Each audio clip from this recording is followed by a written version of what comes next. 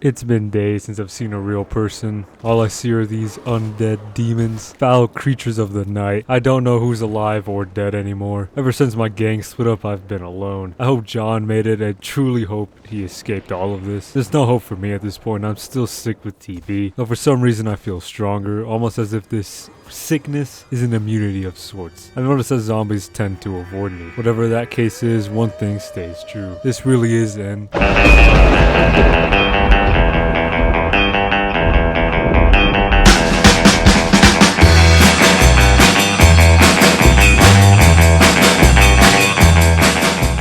Here in the Walking Luna, I gave myself a few challenges. It was the only thing keeping me sane. I came up with hunting 50 undead with unusual weapons, make it to Saint Denis from Annesburg on foot, hunt legendary undead, and maybe see how many hordes of zombies kill me on the way. At least that's what I have planned, but these modded goofies never go right. I actually only completed one of these challenges, and the rest was just me messing around with this silly mod. Why can't we have a normal video? Not on this channel, no siree. For now, let's get into my adventures offing 50 stinking zombies.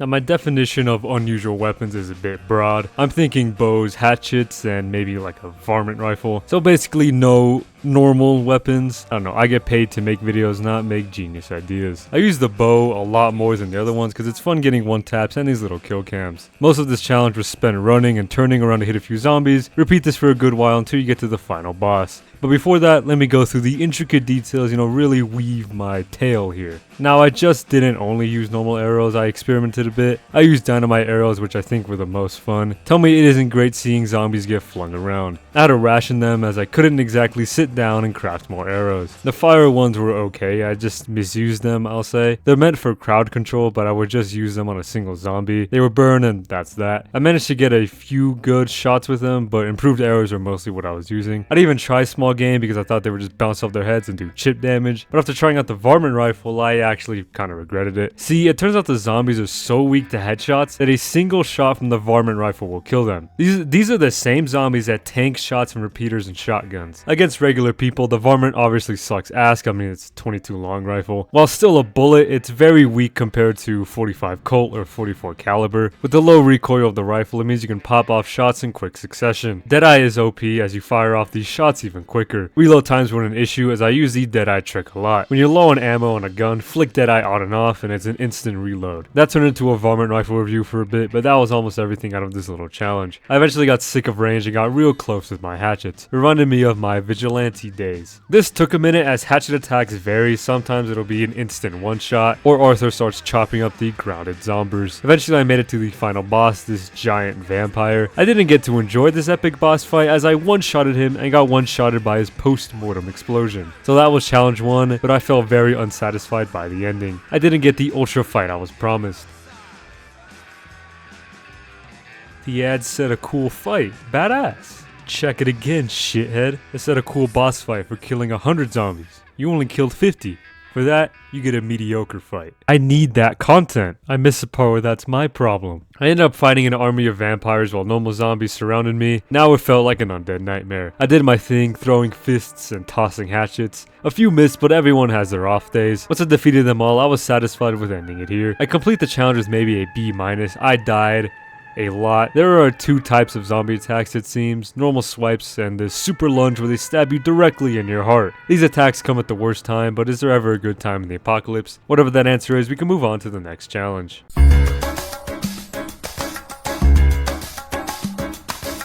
Like I mentioned earlier, after this, everything fell apart and dive bombed into absurdity. This seemed like a good idea on paper, doing my usual horse testing route, but on foot. With the world infected by the undead, it would be difficult, but I guess Arthur took track in high school as he easily outran the horde.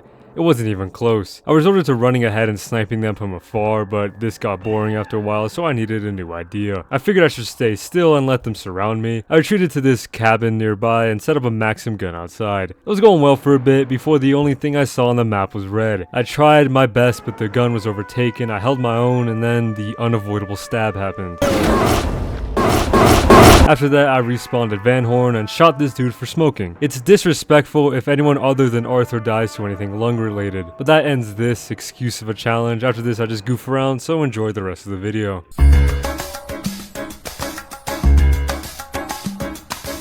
I still wanted to try the legendary zombie stuff, so I experimented with my friend here, Zop. Zop was a normal zombie, content with living off brains. But here, I'm giving him a chance to be better. I enlarged him by 3 and he is now strong as an ox and as fast as a bullet train. His twin was also here, but it's obvious he's a neglected one. While the Zops went off into the big green world, I dove straight into the pig pen. I did my thing with a hatchet on some vigilante type BS, but after this scene, both Zops disappeared. I never saw a giant corpse or anything, he just left. So if you find a big zombie wandering outside, please return him to this address. He responds to the names Zop and Princess. To fill this void in my heart, I spawned in Playboy Cardi. He became my giant zombie and it was back to routine, chop chop and timber. Cardi flopped over like a sack of puppies. How sad. You know what they say, big shadow, tiny tree. But then a miracle happened, Zop came back. My prayers were answered, I could finally fill his torso with lead. I spent some time flinging buckshot before falling victim to the lunge. I found this cool mine and went to explore. I had some great ideas here. Fill it with zombies and fight my way out, or shoot my way out with incendiary buckshot. Until I opened fire and realized these are people. I had a terrible revelation here. I had broken into a survivor hideout. I needed to cover my tracks, no loose ends. After breaking a few Geneva suggestions, I had another great idea. Going to Waxy's favorite town, I decided to fortify this place against the undead.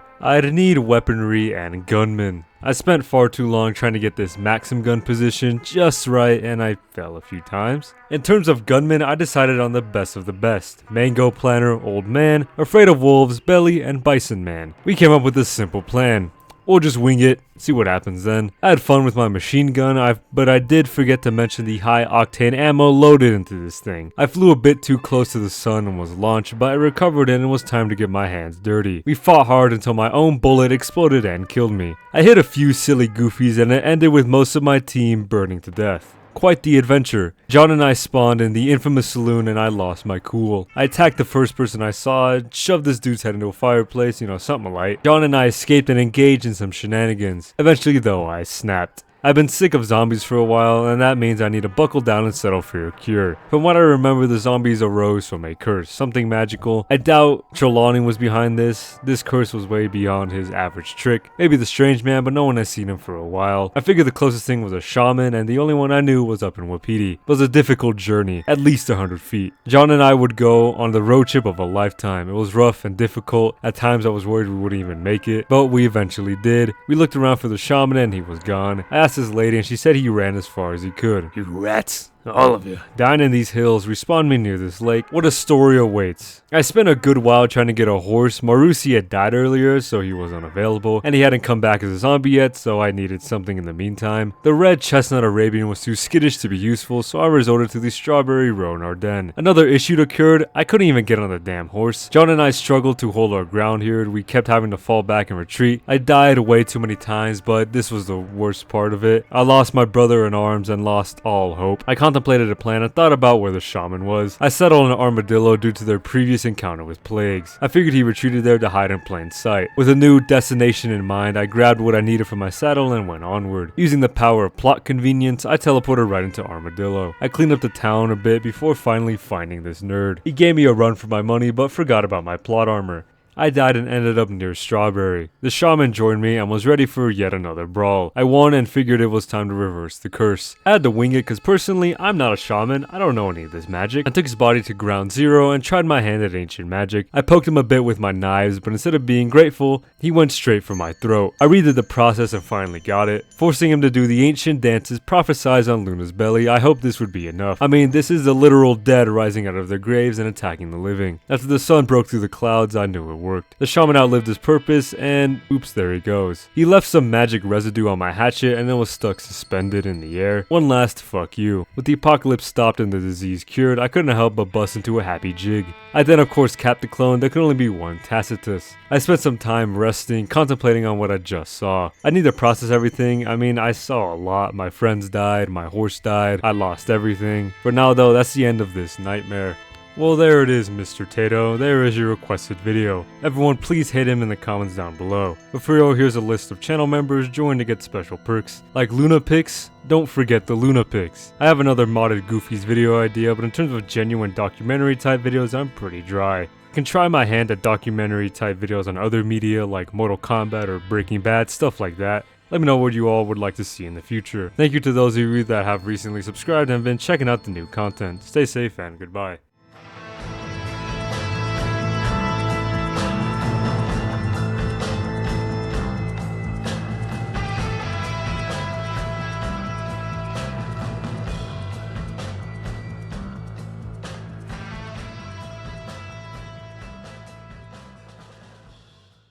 I used them rarely as I only had 8.